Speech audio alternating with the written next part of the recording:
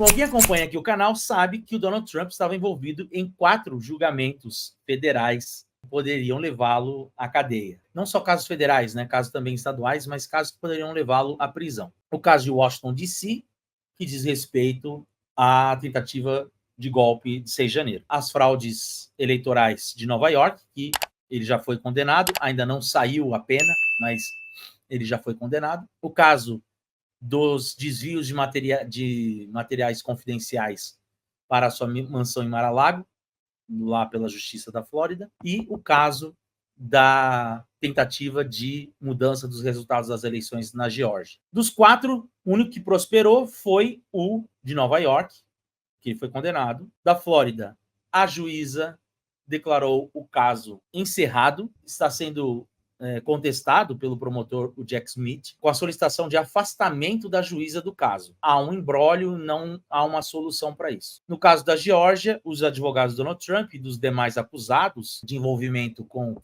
a tentativa de reversão da eleição na Geórgia conseguiram envolver a promotora do caso sob suspeita, o que fez com que ela tivesse um julgamento e agora foi absolvida, e agora esse julgamento dela foi para o Senado da Geórgia. Então o caso está parado, assim como na Flórida. E o de Washington, D.C.? Washington, D.C. foi justamente o caso em que o Trump alegou que ele tem imunidade perpétua sobre as coisas que ele fez no governo enquanto era presidente. Em fevereiro, ele entrou, então, com essa solicitação junto à Suprema Corte. A Suprema Corte julgou isso em junho, no final de junho, e sim, estendeu a ele o direito de ter imunidade sobre as ações que ele tomou enquanto presidente. E aí jogou de volta para os juízes decidirem o que é e o que não é ações feitas pelo presidente que se configuram como ações presidenciais. Se alguma coisa que ele fez durante o processo do 6 de janeiro for relacionado às ações presidenciais, ele não pode ser julgado por aquilo. Diante da decisão da Suprema Corte, isso voltou para a juíza do caso em Washington, D.C., que solicitou que o promotor do caso, o Jack Smith, elaborasse um novo argumento, elencando apenas itens que ele julgasse que fossem não presidenciáveis, para que ela depois olhasse e visse se aquilo se enquadrava ou não. Então, ele encaminhou para a juíza do caso em Washington, D.C., um relatório com 165 páginas, incriminando e envolvendo o Trump numa tentativa de golpe de Estado no dia 6 de janeiro de 2021.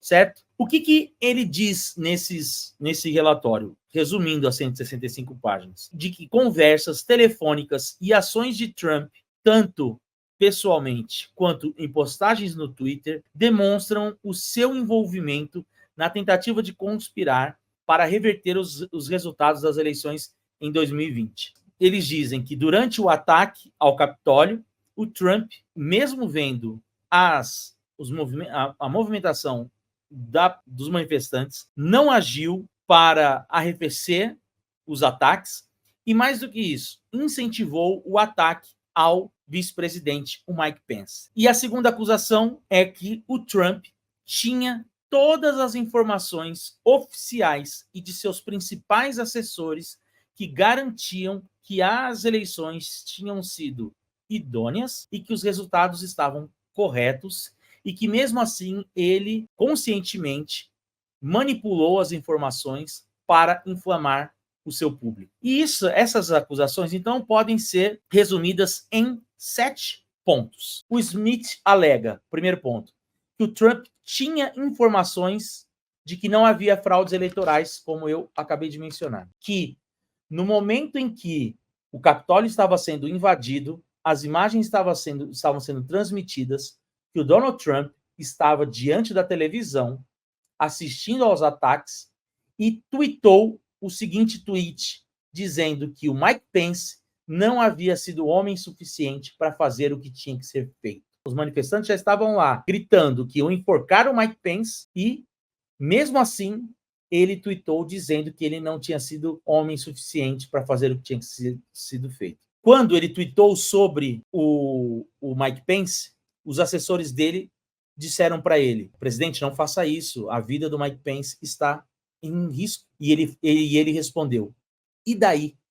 Terceiro ponto, o Trump prometeu apresentar provas de que as eleições tinham sido fraudadas no Arizona para o governador republicano do Arizona, e ele nunca apresentou uma prova sequer. Quarto, que a Sidney Powell, que era uma advogada pró-Trump, em entrevista na Fox News, no dia 6 de janeiro, que as urnas da Dominion, que é uma empresa, estavam adulteradas e que o Trump, ao assistir à entrevista dela, comentou com os seus assessores que ela era uma lunática, ou seja, o que daria então a ideia de que ele de fato sabia que as informações não eram corretas. Quinto ponto, o Trump teve uma ligação para o Steve Bannon no dia 5 de janeiro, um dia antes. Eles falaram 2 horas antes do programa do Steve Bannon ir ao ar, que é justamente o programa chamado War Room. E nesse programa do dia 5, Steve Bannon disse que 6 de janeiro será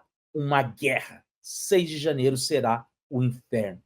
Então, não há comprovação do que eles conversaram entre eles, mas de que há indícios de que o Trump e o... Não, é comprovado, o Trump e o Steve Bannon conversaram horas antes do Steve Bannon anunciar que o dia seguinte seria um dia de guerra. Porque, assim, o Trump seria o cabeça de tudo, mas existem mais 77 nomes que estão sendo reunidos como co-conspiradores. Entre eles, um funcionário do Trump, que não é identificado, claro, é identificado no relatório, mas não é identificado no relatório que a juíza, ela liberou o acesso ao relatório com algumas restrições. Entre essas restrições está o nome desse assessor do Trump, em que uma ligação telefônica identificada aconteceu, em que esse assessor ligou para um assessor em Detroit e disse o seguinte: os resultados foram adulterados? O interlocutor dele disse: não.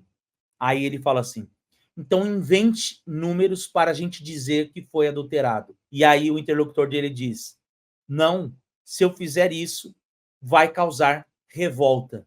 E aí ele disse: é isso o que nós queremos. E o último ponto do relatório do Smith diz respeito à participação do Rudy Giuliani, que foi alçado contra a vontade do Steve Bannon a ser o advogado do Donald Trump nesse processo de contestação do resultado das urnas, que o Rudy Giuliani simplesmente ia mandar para os representantes, né, deputados do Michigan, um recado dizendo que o Michigan estava sob júdice, e ele mandou para pessoas erradas, mostrando que havia ali, então, um conluio dele com outras pessoas para a divulgação de informações falsas. Ele mandou para pessoas que não eram desse grupo e que vazaram a informação para a imprensa. Ou seja, o Donald Trump está implicado.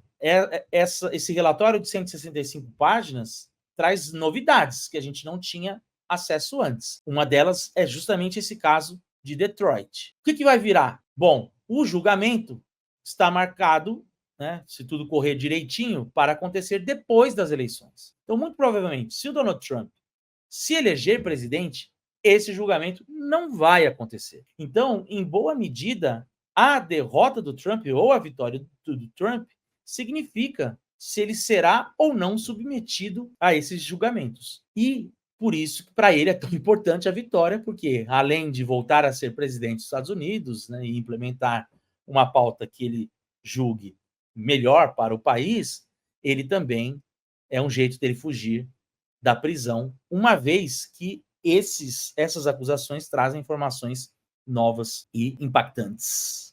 Você acabou de ver um corte da Imperial Live, a live imperialista do canal do Sorrilha, que vai ao ar toda segunda-feira, 8 horas da noite. Se você gostou do conteúdo, considere se transformar em membro apoiador do canal para participar de camarote nas lives, além de várias outras vantagens que você vai ter acesso. Já deixe um like no vídeo, se inscreva no canal caso não seja inscrito, caso não seja inscrita. Nos vemos na próxima. See ya!